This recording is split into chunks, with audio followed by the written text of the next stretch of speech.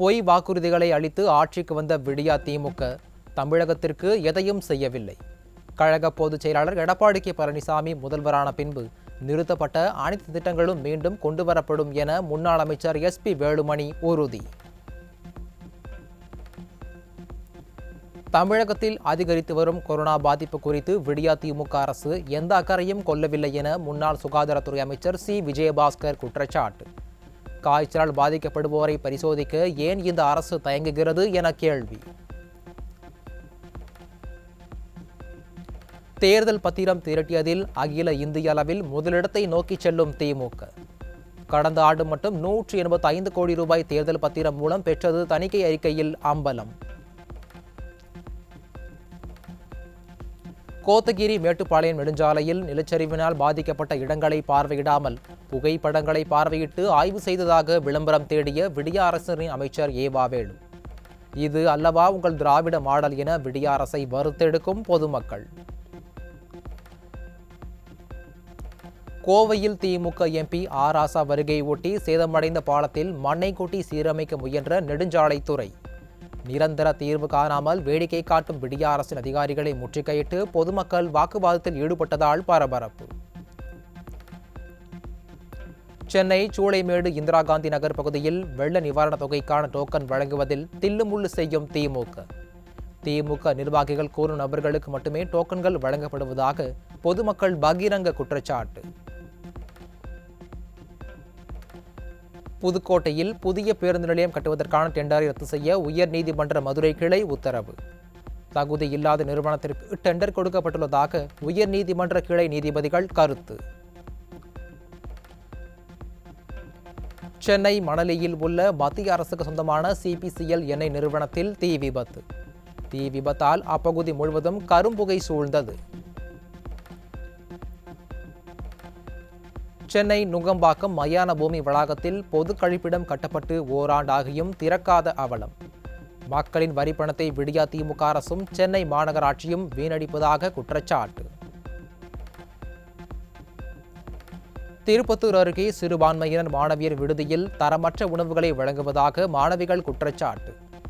ஆட்சியரிடம் புகார் அளித்ததால் மாணவிகளை மிரட்டி விடுதி காப்பாளர் அடாவடி. ராணிப்பேட்டை மாவட்டம் பணப்பாக்கம் அருகே ஓய்வு பெற்ற காவல் ஆய்வாளர் வீட்டில் 50 சவரன் நகை மற்றும் 10 லட்சம் ரொக்கம் கொள்ளை.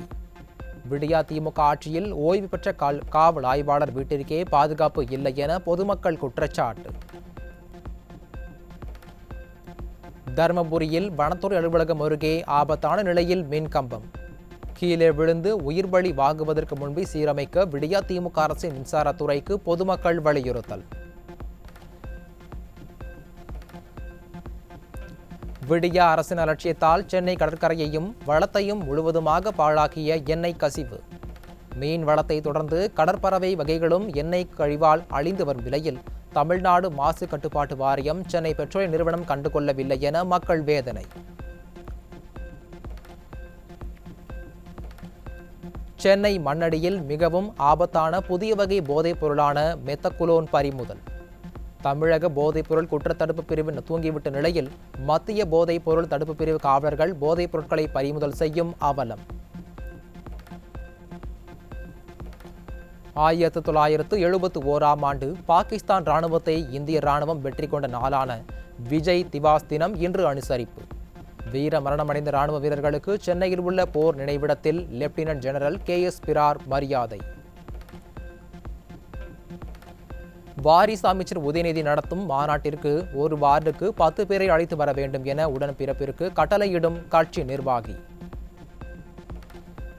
அமைச்சர் பாதுகாப்பு வரும்போது இந்த மினி கோர்ட்ல வந்து 6 மாசத்துக்கு ஒரு ரூபாய் அமைச்சருக்கு வந்து கைது வாங்கி கழக இளைஞர்கள் மாநாட்டுக்கு வந்து ஒரு வார்டுல இருந்து 10 பேர் கேட்கறாங்க.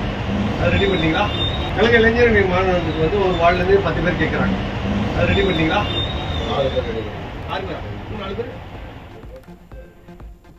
அரசு டாஸ்மாக் கடைகளில் வசூல் செய்யப்பட்ட மாமூலை முறையாக குறிப்பு எழுதி அமைச்சரிடம் கையெழுத்து வாங்கி விடுங்கள் என்றும் அறிவுரை.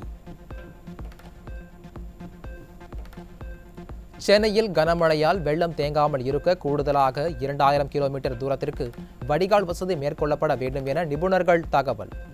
இனியாவது விடிய அரசு அலட்சியமாக செயல்படாமல் உடனடியாக பணியை மேற்கொள்ளுமாறு பொதுமக்கள் வலியுறுத்தல். ஆவினுக்கான பால் கொள்முதல் விலை உயர்வு தொடர்பாக தமிழக முதல்வரை தவறான தகவல்களை பதிவிட்டுள்ளது மிகுந்த வருத்தம் அளிக்கிறது. தமிழ்நாடு பால் முகவர்கள் தொழிலாளர்கள் நலச்சங்கம் குற்றச்சாட்டு. ஆன்லைன் மூலம் போலியாக கல்லூரி நடத்தி போலி கல்லூரி பள்ளி சான்றிதழ்கள் விற்பனை செய்த 4 பேர் கைது. தமிழகம் முழுவதும் 4000க்கும் மேற்பட்டோருக்கு போலி சான்றிதழ் விற்பனை செய்தது விசாரணையில் அம்பலம்.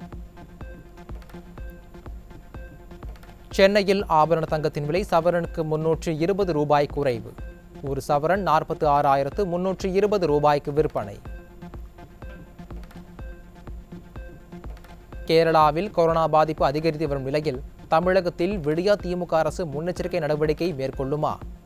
கேரளாவில் இருந்து தமிழகம் வருபவர்களுக்கு கொரோனா பரிசோதனை மேற்கொள்ள வலியுறுத்தல். சபரிமலைக்கு சென்றுவிட்டு தமிழகம் திரும்பும் பக்தர்களுக்கு கொரோனா பரிசோதனை செய்ய வேண்டும். விமான நிலையம், ரயில் நிலையம், பேருந்து நிலையம் மற்றும் மாநில எல்லையில் கொரோனா பரிசோதனை மேற்கொள்ள பொதுமக்கள் வலியுறுத்தல். உத்தரப்பிரதேசத்தைச் சேர்ந்த மாவட்ட பெண் நீதிபதி ஒருவர் தற்கொலை செய்ய அனுமதி கேட்டு உச்சநீதிமன்ற தலைமை நீதிபதிக்கு கடிதம் அனுப்பியதால் பரபரப்பு. சக மாவட்ட நீதிபதி தொடர்ந்து பாலியல் சீண்டலில் ஈடுபடுவதாக குற்றச்சாட்டு.